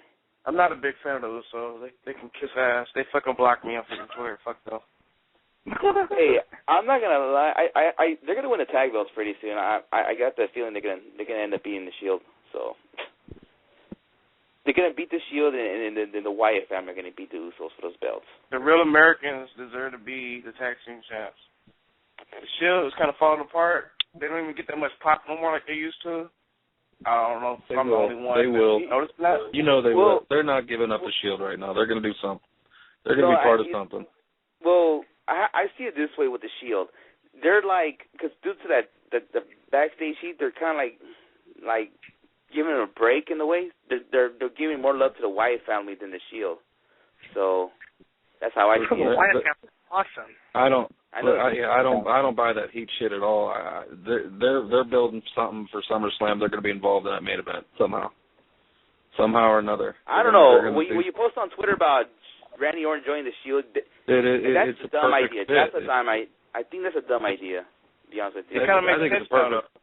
It makes perfect sense. I mean, there's your guys are going to stomp on whoever wins. They could either do the Bryan win, they could do the Cena win. They're going to stomp on them, and then guess who comes down? And then at the end, he's going to hold the belt, and then the Shield are going to put all three hands in, and Orton puts his hand in. That's how it's going to happen. Wow. I think it's a dumb idea. That's a bold imagination. I think it's a dumb idea. I think that's a dumb idea. Yeah, I agree. That's a very stupid idea. And then Mr. Rick is going to come down. The Shield is dead. I'm telling you right now. Randy Orton joins the Shield. The Shield's dead. You know, hey, just how like about when CM Punk killed the Nexus. Hornswoggle joining DX died. Well, this is not Hornswoggle. This is Randy Orton. Listen, I'm not a Randy Orton fan at all. Well, I don't care who it is. Not only does Randy Orton join him, I'm calling this. Not only is Randy Orton joining him, Vince is going to join him. No. No. Okay, that would make the corporation Shield again. No. That would boost the Shield if Vince joined the Shield. That's actually a great idea. I love that idea. That would make the Shield huge. Think about it. It'll be intertwined. It's intertwined. Wait, okay. How would he make the Shield huge? How would he make it huge if they're going to be mostly... Vince doesn't want Cena or Daniel Bryan to win the belt. So what's he going to do? He's going to cause Randy Orton. He's going to help him in any way to win that belt. What better way You know what I mean? And also get the Shield back up again because, they're not as over as they were. Talk about a reboot. Well, I kind of see it like, okay, maybe Randy Orton and McMahon are going to align somehow. But I don't get it. So how that's going to make the Shield huge? Because I'll tell you exactly. Now you can start this Triple H. Listen, and then you start the Triple H, Daniel Bryan, Cena versus the Shield in so many different formations. Triple H is going to get back in the fray against his father-in-law, and what a better way? Okay, him versus his friggin' father-in-law set up for WrestleMania. I mean, that's what's going to happen. Something's going to happen. I don't know about that. That's not what happened tonight, actually. Well, I'm just trying to throw up ideas. I'm waiting for someone else to throw me an idea. Well, we also happened tonight in the main event, right? Like how when the Shield were beating up Cena and Bryan, Orton just leaves the ring and just watches. That's kind of like one little clue right there that something's going to happen. They teased it. They absolutely teased it. Okay, Randy Orton joining the Shield by himself would kill the Shield. That's for a fact. Look at Legacy. Ted DiBiase Jr. is down doing freaking nothing, and the other two guys he squished. Part of the Samoan family. I don't even remember their freaking names now. He squished so many people with that Legacy thing. The only one that came out halfway decent is Cody Rhodes. If you did that with the Shield, same thing's going to happen. But Vince everybody's coming out good. Shield is different. But Toby's getting it. Now, seriously, Toby. Yeah. What better way? Triple H said it. He said, I'm going to stop Vince from doing something crazy at SummerSlam. He doesn't want Cena or Daniel Bryan to win. Yeah. He's going to sell with Randy Orton some way, some manner. And now you have the Shield jumping into this storyline for some reason. They had the stare off as like they're going to help him. You know what I mean? Yeah. No, another thing I was going to say? The Shield, though. What are you going to say?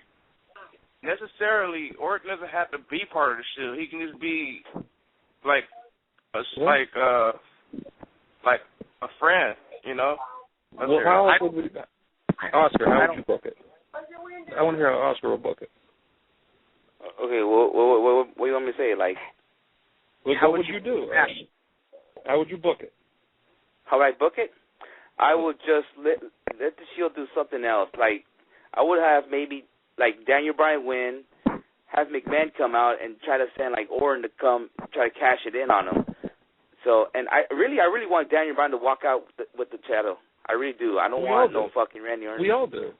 We all do. I agree. Yeah. We all do. I think if Daniel Bryan doesn't win the title, though, and Vince screws him somehow, that's just going to make Daniel Bryan even bigger, to be honest with you. Yeah, like more. The feud, you know what, that's what I'd rather have. If they're going to use the Money in the Bank on SummerSlam, might as well have Daniel Bryan lose the match and Orton use it on Cena.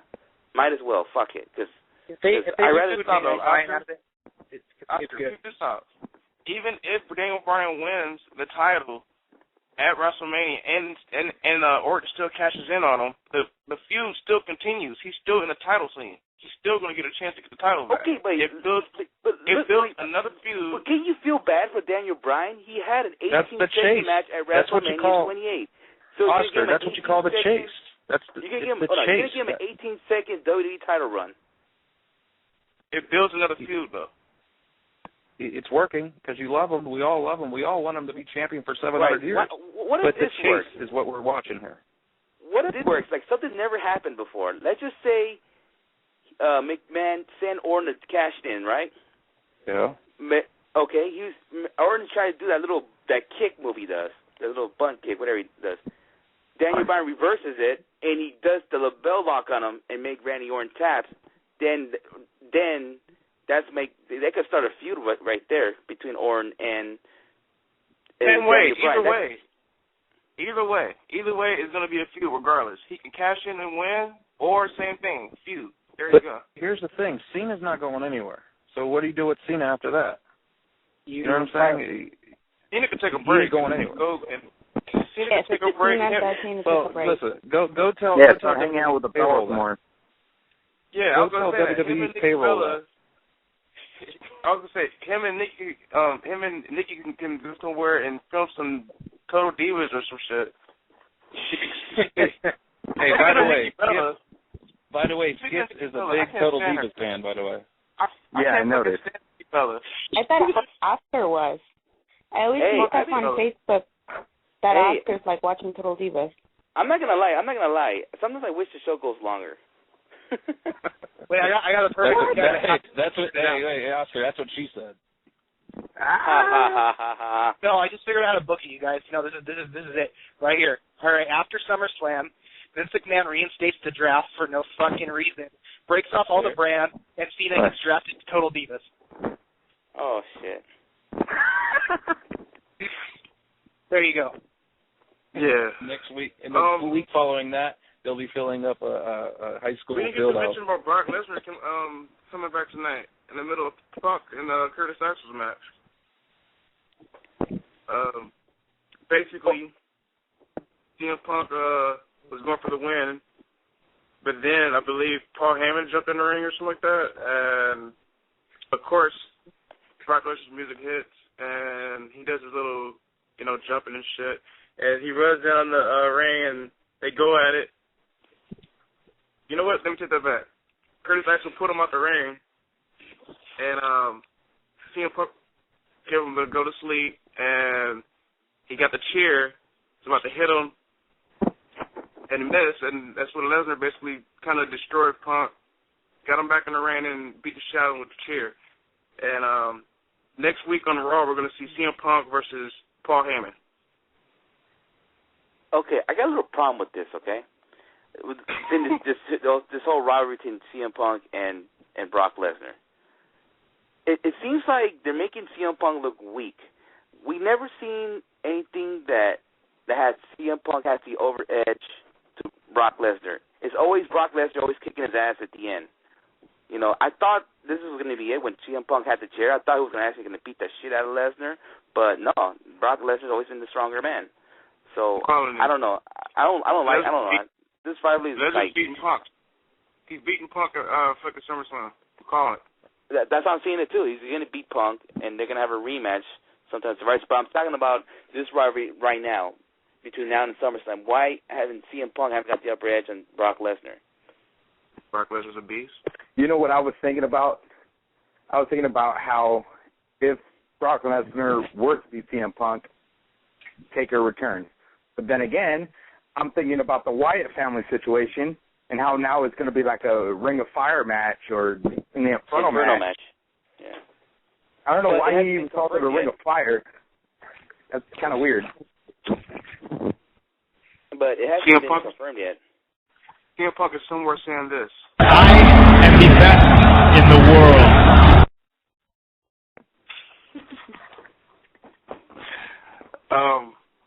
But yeah, CM Punk, Heyman, I don't think nobody cares because we know Brock Lesnar's going to be in the middle of it or either Curtis Axel. So yeah, that's going to happen next week. Christian, he defeated Heath Slater. Kofi Kingston is returning. Christian Slater. Who cares about Kofi Kingston's return? You know what? I'm up for Kofi Kingston's return. And Kofi Kingston is so underrated. I don't know if y'all agree.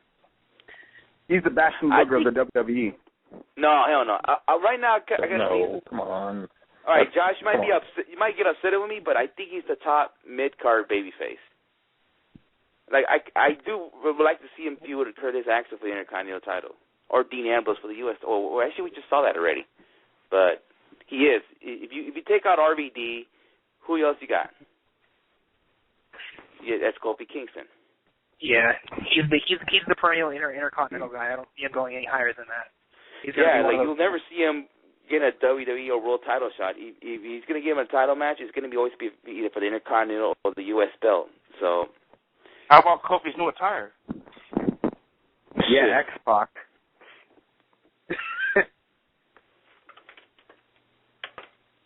You guys never answered my question though. You guys think Kofi's underrated? I think he's talented as hell. I don't know. I mean, he's not great on the mic, but yeah, I think the whole mic skills. Team Kofi. I don't know what he'd be like as a heel. I don't know. I can say he's underrated, but he doesn't draw me. I don't know how people get behind this guy. I don't. Keep him up with Jeff Coulter. That would work. Oh shit. that would put Kofi on the map. There you go.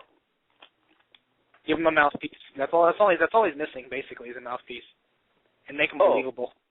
You know what's funny about Zeb Colter? Fuck it. Let them join the Real Americans. You know what's funny? I was watching with my uncle. He's a Packer fan. When he mentioned the Green Bay Packers, my uncle was freaking laughing.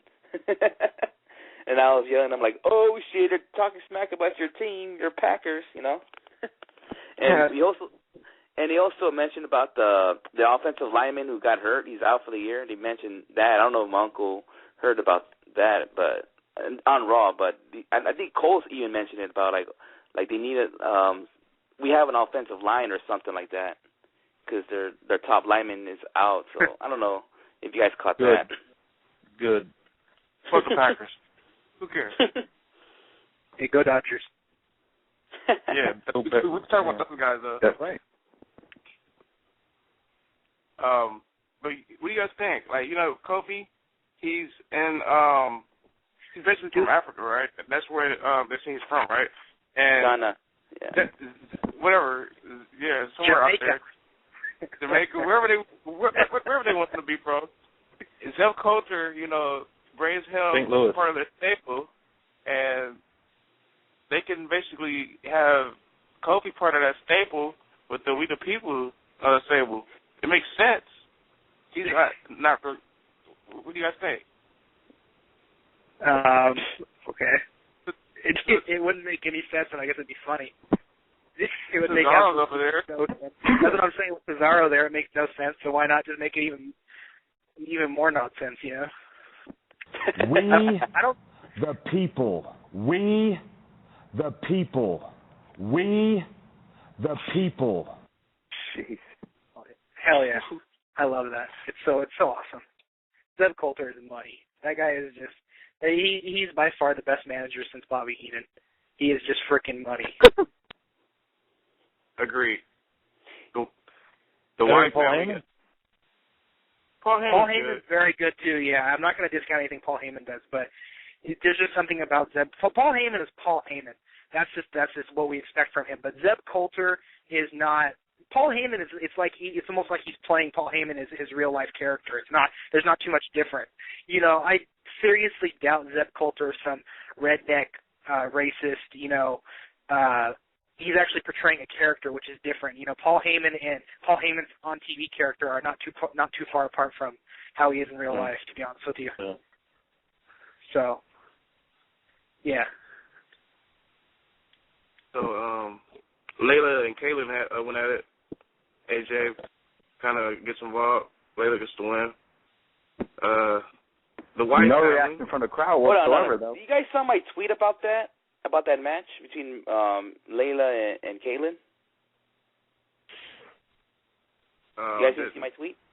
Okay, I tweeted after the match that why not bring Paige to help Kaylin out? God, your obsession with Paige, dude. Bring it Paige will be 21. Paige will be 21 in a couple of weeks. So. Damn. Anyways, it's all about Emma. Yeah, bring Emma. No, damn, why Emma, not about JoJo? Paige. You know what? Damn that. Team Summer Rae.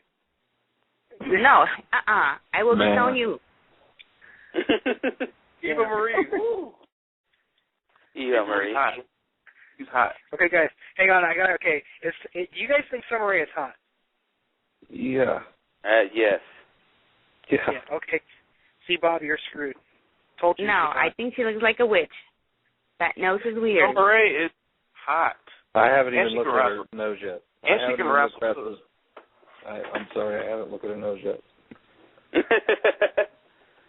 But But I will. I'm not saying she's ugly, but she's not hot. Next week I will look at her nose. Well, you can look it up on the internet. All you got to do is go to NXT. Yeah, NXT she and might look have. at.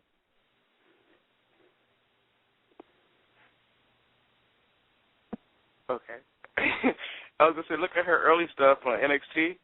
Her and Paige, their fucking feud is crazy. Best fucking feud on NXT for the females so far. Well, I'm not saying she can't wrestle. I think she can wrestle, and she's pretty good at it. But I'm just saying I don't like her nose or her facial expression. I'm about to look it up right now while we're talking. Or her boobies. Well, I do like Emma. I have Emma's ringtone as my ringtone is Emma's dance, so no matter even if I'm at work, it comes on and I do the Emma dance. You and fucking Toby with the fucking wrestling ringtones, and fucking Oscar too. Yeah, CM Punk. Oh, hey, I actually have the Usos as my alarm thing. So. Oh shit. I don't even know their freaking. I don't even know their entrance music. Actually. Wait, what? How does the Usos entrance even go? I fast forward through so much of their shit I can't even remember it. I think we have a special caller, and I think it's everybody's favorite. I think it's Chris's favorite. Shit. It's Toby's favorite. Is it who I think it is? You're a WrestlingHeads. Hello. Is this Mysterious Mexican? Yeah, I'm the Mexican that's mysterious. Yeah, I want to give him props to Alberto Del Rio and RVD match. They put another badass match. And Alberto Del Rio proved that he don't need Ricardo. Oh, are you saying that because he's Mexican? No, I'm saying because he's a. Weren't you hating on RVD last week though? Like last week, didn't you say RVD sucks? RVD's not Mexican. And all you guys talk about these divas that coming up, man. The diva you guys gotta look out for, the one who presses me, is Charlotte, Ric Flair's daughter. Who? Oh, okay. Yeah. She's Ric Flair's daughter. She's, man, she's horrible. Very flexible. I don't like her. Yeah, she's hold on, Mysterious. Hey, she's real flexible. Trust me. But she was a gymnast for like forever. And that's why she puts up good moves, like moves that other divas can't do, because she's way flexible than they are. And she kind of imitates her dad a little bit in the ring. It's kind of annoying, but you know how their daughters are when they're trying to be with their dad. Okay, Mysterious, tell me your thoughts about the Wyatt family. Why? Oh, man. Well, my thoughts about them is I can't wait for SummerSlam. I can go see them burn in hell. They're all going to burn. Kane is going to burn them. Kane's going to finally shut them up. They think Kane's been playing mind games with people for years, and they come in here to try to take over the WWE, think they're badass. They ain't nothing. Kane's going to show them what's up at SummerSlam. Watch. He's going to shut them down, calm them down. Hell yeah. Yeah, right. Hell yeah. Let me tell you something. This guy, I agree with everything he's saying.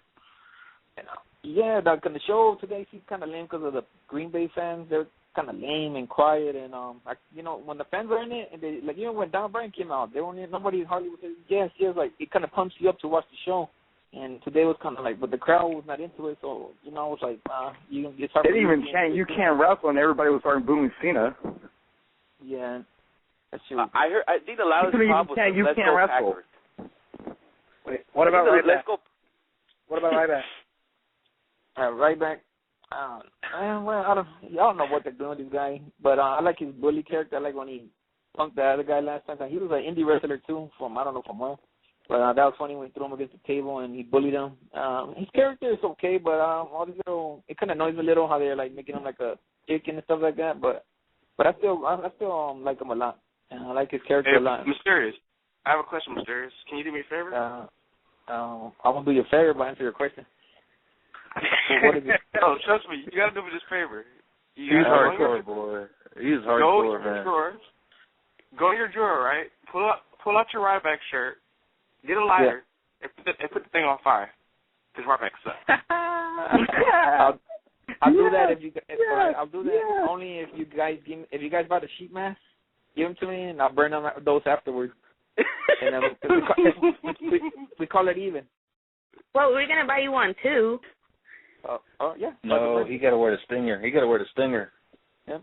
I'm either gonna wear my Rey Mysterio or my stinger mask. I have one question before we let you go. What are your thoughts on Kevin Steen? I don't follow him that much. I've seen him like the 2-3 times I went to PWG. He's like, I don't know. I understand why people like him. I was trying to feel him, but like, he's good. He's a good in-ring performer and all that stuff. But I'm still not behind him. I still got to see a little bit more of him and all that. I don't know if he's.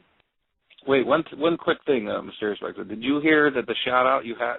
I don't know if you've seen Is Your Body Ready DVD yet, but there was a shout out on the announcers. Shout out of the Sting, the man with the Sting mask in the crowd. I don't know if anyone saw it yet. but they started talking about you on the DVD. Make me a coffee, Chris. Make your coffee. The wrestlers kind of recognize me when I go there a couple of times, and they give me shout-outs right there when I'm watching them. So, yeah, I kind of notice I'm kind of like... Well, I'm talking about on the DVD. I mean, I just got it, and they referenced you. They're saying, they're saying how great you were. Just wanted to let you know. I'll make a copy for you and bring you one. I want to say it was Johnny Yuma. It was Johnny Yuma and Johnny Goodtime. No, it was. I think it was Chuck Taylor on the mic.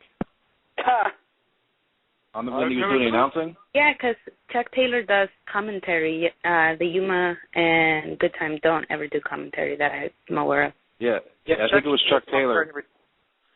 I think it was Chuck Taylor who referenced the mysterious Mexican in the crowd on the mic. I know Yuma and Good Time said something to him when they were on the apron. I'm talking about on the DVD, the commentary. Oh, okay. No, I haven't seen it. I'm telling you, I'm saying. It's mysterious. Anyway, online you're famous. He's famous. I'm gonna start making Mysterious Mexican shirts, and I'll pass them out when I get them. Hey, Mysterious. Before we let you go, I just want to tell you, follow the buzzards. There you go. Yeah. And by the way, it was Sammy Callahan, Ivergirl. It was Sammy Callahan. I wrote it down. So look it up. I just want to say go Randy Orton and go Clippers later. Hold on. One more thing. What did he say? Say go Clippers. Ooh, gotta hear with Clippers. Hashtag don't be a sheep. All right, hey guys, real quick though. You guys, I'm gonna go way off topic, but earlier in the week I tweeted that video of Randy Orton getting nutshotted over in Australia, and I tweeted that I thought it was a work. What was your guys' thoughts on that, or did you guys not see the video? Yeah, I saw it. I don't know if it was a work or not. Honestly, the guy's in jail supposedly. Yeah, it's just weird. Like it didn't look. It looked fake. It just even the whole crotch shot looked fake, and the way Randy reacted even looked like it was a normal like nut shot reaction. And then I think even TMZ said it was fake. Yeah, everything's a work. Yeah, you did see Big E, running by saying that, man, this isn't part of the show. What the hell's going on? And but I guess since it wasn't being filmed and it was on YouTube from a camera phone, I guess that there was no reason for it to be a work, because if it was a work, they would have showed it on TV. But it looked so fake to me. It didn't. How did security not jump in and tackle that guy like that one guy who jumped in the ring at Mania? I mean, security was in there in like 1 second. There's no way that they're going to allow him to stand in the middle of the ring. He not only crotch shotted him, he measured him. He stood in the middle of the ring for there was 3 seconds. Yeah, there's no way. That was a work. I mean, I just think WWE security sucks, because I remember when Eddie Guerrero was in the ladder, some fan got in and knocked him on the ladder. Guerrero went out of character and started punching the guy on Raw, live on Raw. So, I mean, this is on YouTube. New. Yeah, you guys remember the Shawn Michaels at Mania when the guy jumped in the ring and tried to rip off his shirt or whatever? The security was in there in like 1 second. 10 security guards had that guy freaking tackled and carried out. It was like, I'm saying, overseas you got to think that they got to have probably a little bit more protections, because they're not used to it. And, being here all the time, I would say they're more used to it. But that's just my opinion. I'm like, why would you let the guy stand there for that long and then even approach a wrestler if he's not real, or if he's not part of the show? He could have a freaking knife. He could, people are stupid and crazy. That is true. I thought it was a promo for that other guy from NXT that's from South Africa. What's his name? Kruger. Yeah, Leo Kruger. him. Yeah, I thought it was a promo for Leo Kruger. Okay, Toby, I have a question for you. Okay, if it's so, if this is all a work, then why did Big E went out of character and trying to fight the guy? That's why I was saying there was no reason for it to be a work. It just looks so fake because of the amount of time that it took for anything to even happen, for security to even get in the ring. Because if he's to go as far as to crotch shot Randy Orton, he probably could go a little bit farther and do something.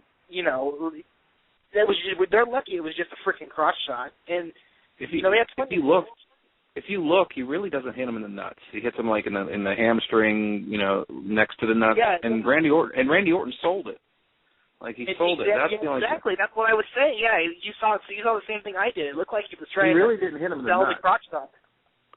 Yeah, he crotch shot him like a wrestler does. Like he hit him in the thigh. That's why it looked like a work. And I totally agree with you 100%. It looked like he was selling it, and then all of a sudden Randy Orton turns around and goes, "Oh shit, this isn't part of the show," and he jumps right out of it because we all know we all have testicles except for Hyper Girl. If you get hit that hard in the testicles, you're not getting up that fucking quick. No. And kicking a guy, So that was my opinion on it. I mean, did you see the promo that guy pulled off though? I don't know if you guys saw it or not. Oh, yeah, I saw that shit. It was stupid. I have a question.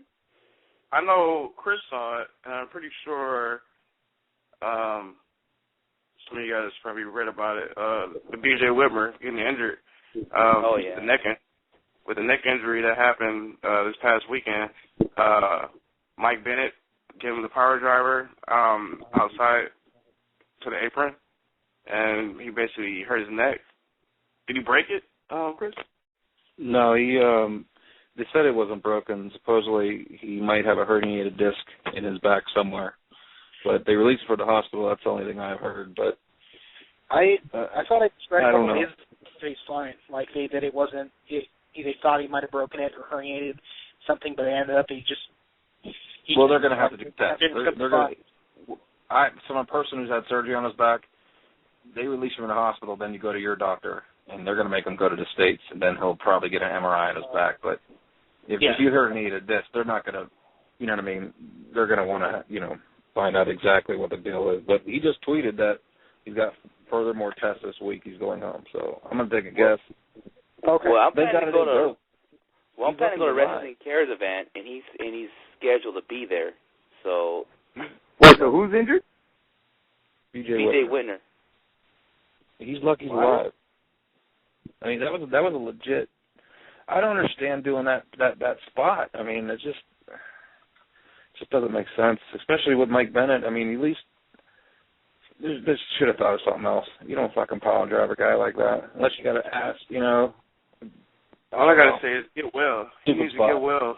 Another wrestler that is going through some shit, which I want to get into a little. We'll probably got to get into this on the Wednesday show. But Kurt Angle checks into rehab. He got pulled over and got another ticket for drink and driving. So yeah, which is mandatory. If you get your fourth DUI, it's mandatory you go to rehab. Yeah. Everyone's acting like he needs to. Everyone's acting like he should get a medal for going to rehab. The fucking guy, he has to go, or he's going to face jail time. Fucking drunk. You know what's funny? Peter Ortiz doesn't suspend people. He's from Pittsburgh. Fuck him. I was surprised where Tito Ortiz is a fail. Steelers. It's retarded. I never liked Tito Ortiz. Like I also follow MMA. I mean, I never liked him. I mean, I don't like him personally. Seriously, like ever since he disrespected Ken Shamrock, I disliked the guy, and now he's involved in pro wrestling. I just hope he doesn't even have a match in TNA.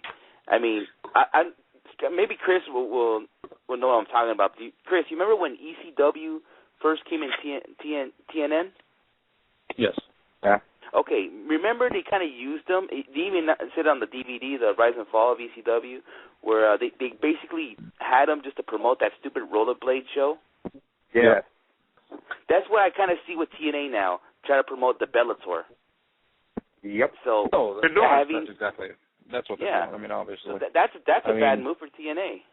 It doesn't make sense. What they're making a mistake is you're not letting them they're not making Rampage or him do some action in the ring right out of the gate. How long are you guys going to make them stay in suits? They need to put them in the ring and show them at work and remind us that they're badasses, not standing there on frigging ramps. It's not working. Show, basically. It just seems like it has to do with Spike TV. I mean, they need to get them in the ring. Your ratings are terrible right now, so you guys are going to promote our other shows to maybe we can get another show built up, and then we can feed off of that show and maybe get more audience for your show. Seems like kind of what they're doing. Yeah. If they don't get in the ring, then they're just shooting themselves. Because no one's going to believe the next guy, and then the next, because they're obviously trying to bring MMA, infiltrate. But I'm the not with best it. thing I'm for just not wrestling, with it. We want wrestling. Need to do. Fight in like October or November. Yeah, they need to get them in the ring before that and show them. Oh yeah, these dudes can kick someone's ass. I mean, right now they're just standing there. I think it was either last week or 2 weeks ago. Toby was regarding about TNA always bringing WWE rejects. Well, TNA is bringing UFC rejects. So I don't know what's up with that. They're not really rejects. They're not showing them in action. They're Wait not showing them in action. Wait a minute. Rampage and Ortiz are not rejects? Well, I mean, they won champions. I mean, not that I'm going against it, but you get what I'm saying? Like, the last fights in UFC, they're be getting their asses kicked. So I mean, now they're going to Bellator. I don't know how. I never really watched Bellator, so I don't know how. Well, then that means Brock Lesnar's a UFC reject because he got his ass kicked several times. Well, he started in the WWE. Yeah, Brock Lesnar's the WWE champion before he's a UFC reject. But here's the thing. And I agree with Oscar. They can't just bring these guys just stand there. They just can't stand there and be a mouthpiece. They gotta get it in the fucking ring, put some trunks on at least, and not jeans and suits. I mean, even you know.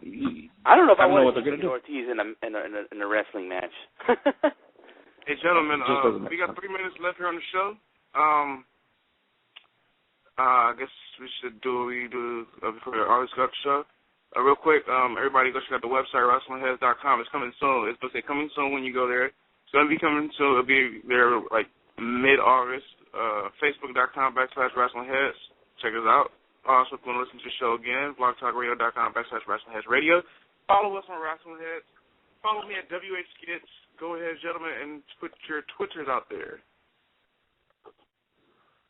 I guess I'll start off.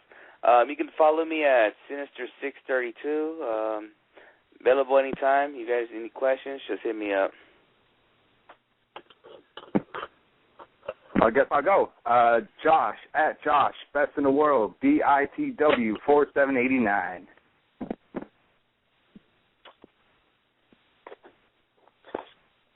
Go ahead, Chris.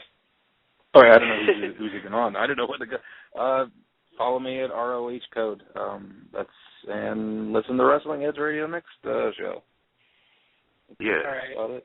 I'm at Toby for Wrestling. And I'm at hyper_girl84.